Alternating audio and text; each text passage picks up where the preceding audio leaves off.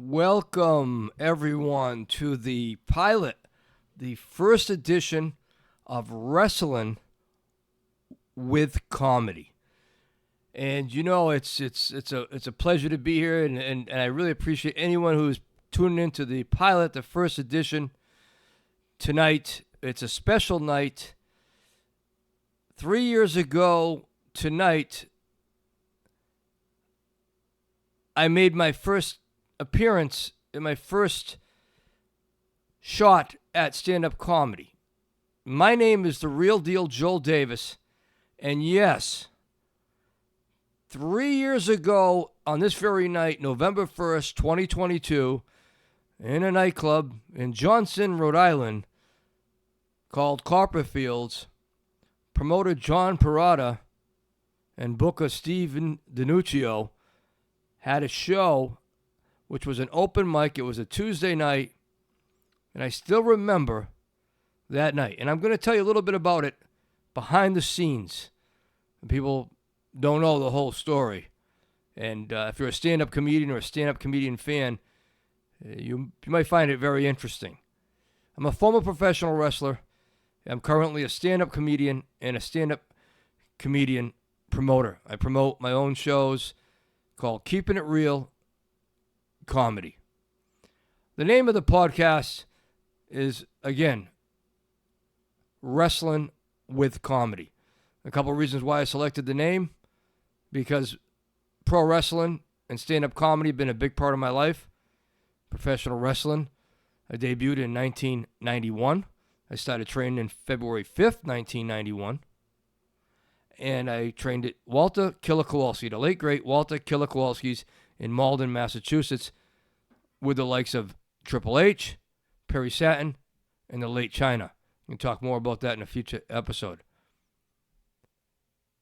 I retired eventually in 2014 and had a few-year run in mixed martial arts, 2011, 2012, 2013.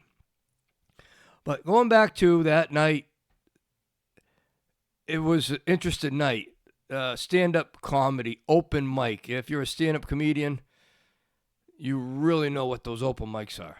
And they're so difficult in so many ways. And I was going to get that shot at it. And today is November 1st, 2025, 3 years to the day.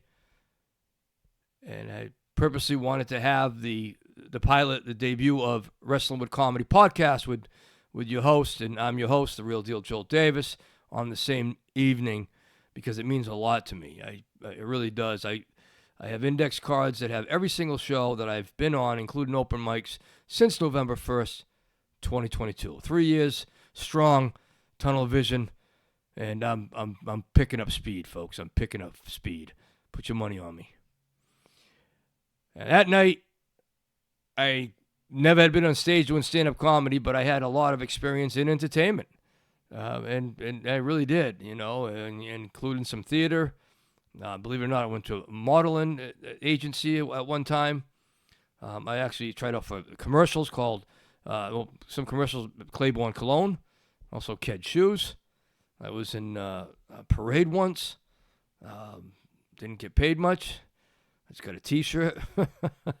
But yeah, it's been a great run, and that night really means a lot to me. Going back to it again, we got off track a bit, but I will tell you that night itself was a night that I will never forget, because I remember telling everybody, "Oh yeah, I'm gonna be doing stand-up comedy. I'm gonna be doing stand-up comedy."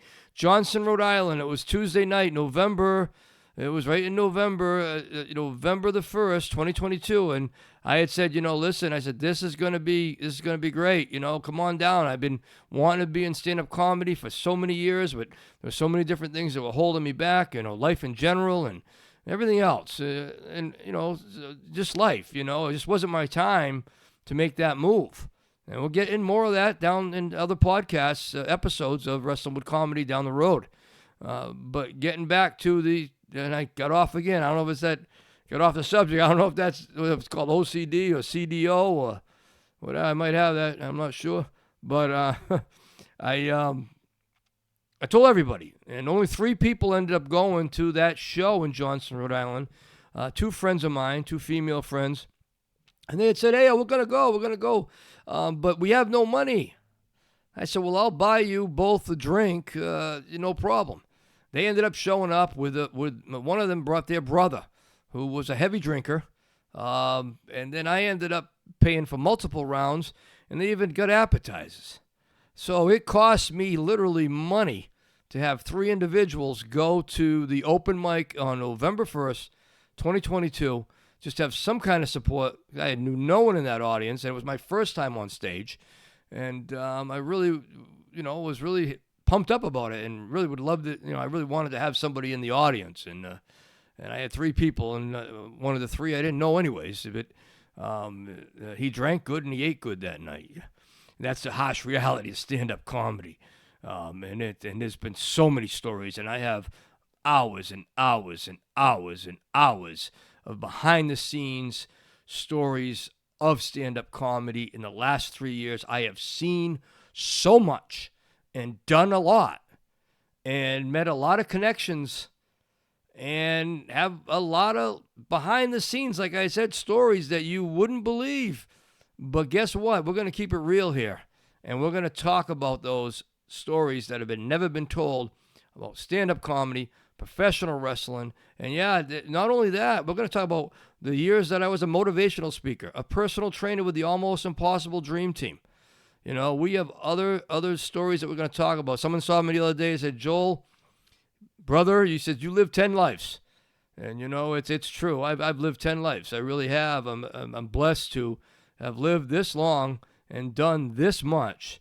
No turning back. I don't look back. I'm looking forward.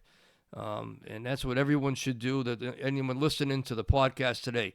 Look forward to the future and keep on going for it and going for whatever your dream might be. My dream is to, go full-time as a stand-up comedian. I don't plan on stopping. I plan on keeping it rolling.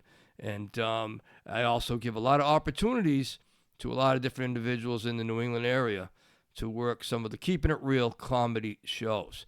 Well, that's my story about my first time on stage. I don't think I did too good. I don't think I did too bad. I guess maybe a half a bomb, you'd call it, on my first time on stage.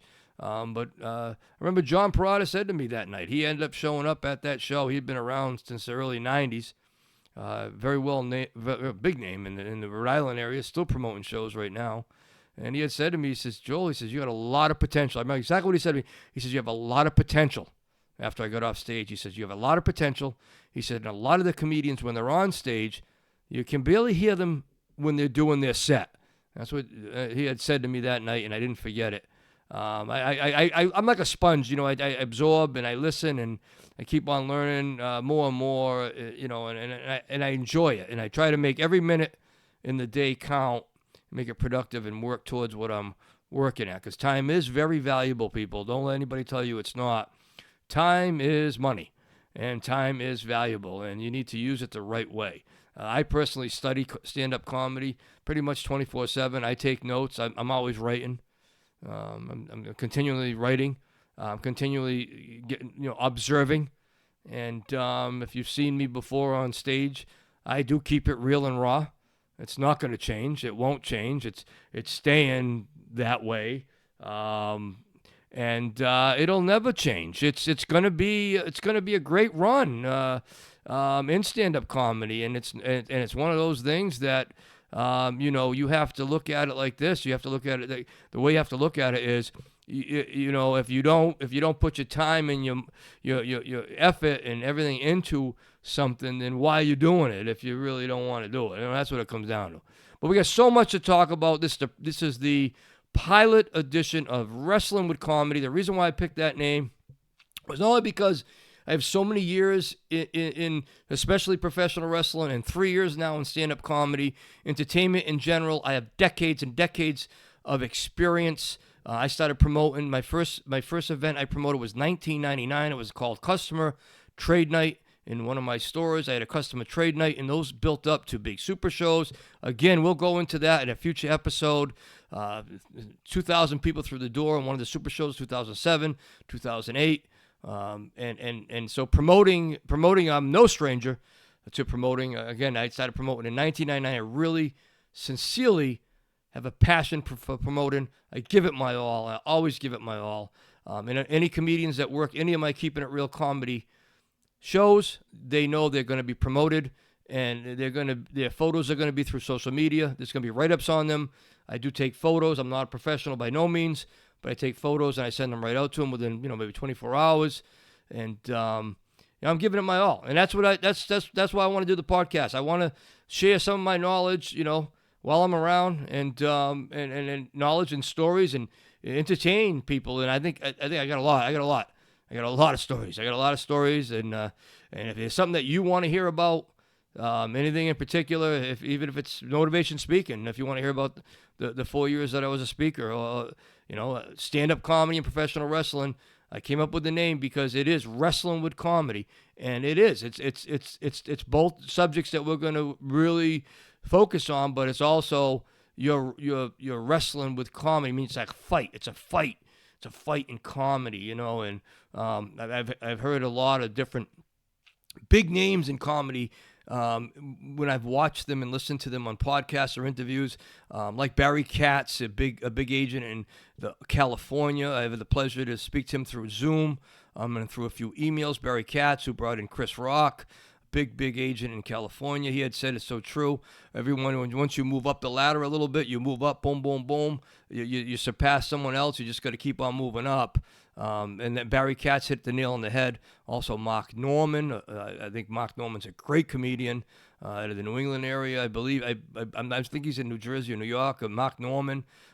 He had said something on a podcast that really hit home with me.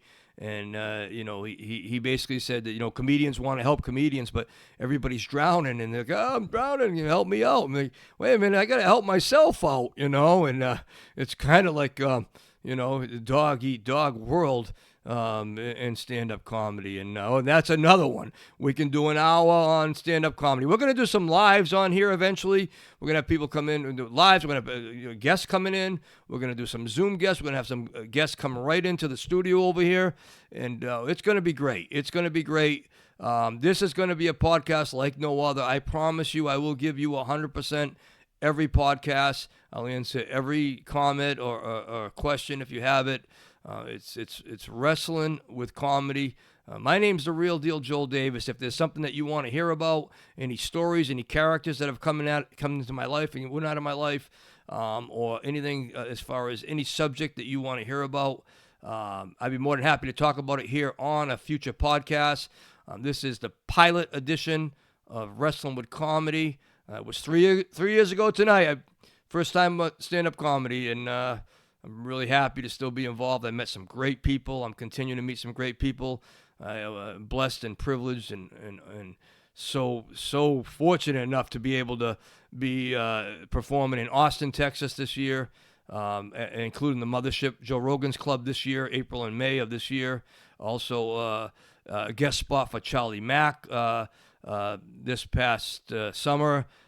With Charlie Mack, Golden Ticket winner at the New York Comedy Club in Connecticut, Stamford, Connecticut, and also just coming back from New York City, the Laughing Buddha Club, and also headlining a show for Brian Stoops at the Whiskey Cellar. So it's full steam ahead.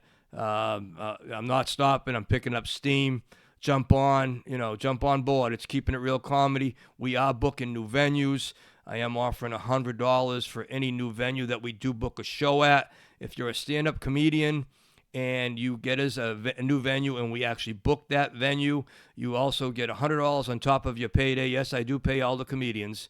They're no-bringers. You don't get paid by how many tickets you sell. I pay everyone. Ask anyone who's worked for me. They get paid what they said they're going to get paid, and that's the way I'm keeping it real. But you will get $100 plus your pay if you're a comedian. You get a spot on that show and a $100 finder's fee. And even if you're not a comedian, you still get a $100 finder fee. I look 24/7 for new venues. We're looking forward to going back to Seafood and Cones in 2026. We've done 13 shows there this past year, outdoor shows, all clean shows. We do all clean shows, and we also do 21 plus shows. It's Keeping It Real Comedy. I'm your promoter, Joel Davis. with literally decades of experience in promoting entertainment, events. And I really appreciate everyone that's worked with me, and just keep it going. It's wrestling with comedy. My name is Joel Davis, and don't miss the next episode, because every episode is going to be real. Until next time, folks, keep it real at all costs.